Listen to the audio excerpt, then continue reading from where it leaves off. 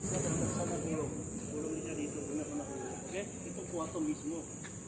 Itong kwarto na kulong niya. After yan, sinara sa luneta, pinatay. Understand? Yan ang guys na. Nag-tour guide na.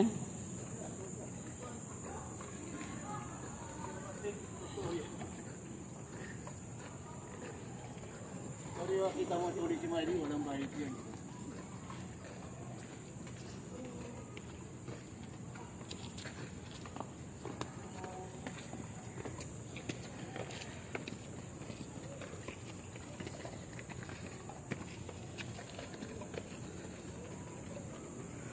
I'm tired.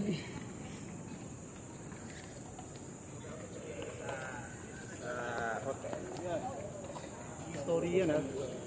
Ito close, sa loob mayroon na hapon na 1,000, 10,000 plus ng sortier lang ng ano, ng tao yan, ng Amerikano, tinala ng Japanese, pinatay. Nung galing sa Mataan, palakat sila, yung wala pakain, walang bigyan pakain. Hapon na sila 30,000, pero tarating dito, yung sa kasata na patay, 10,000 plus na patay. Yan, dito na didibig. Yung death mark. History, yan.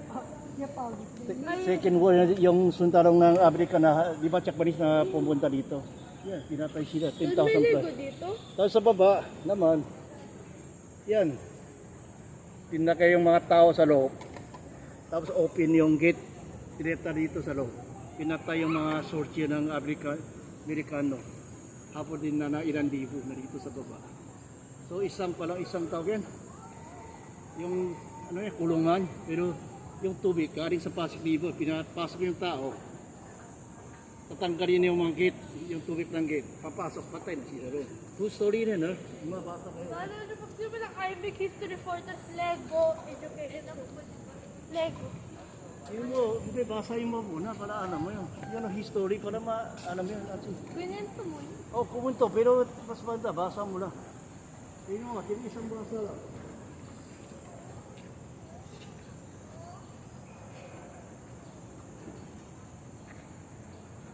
Pero po, kulungan na second war, Japanese lang ginawa.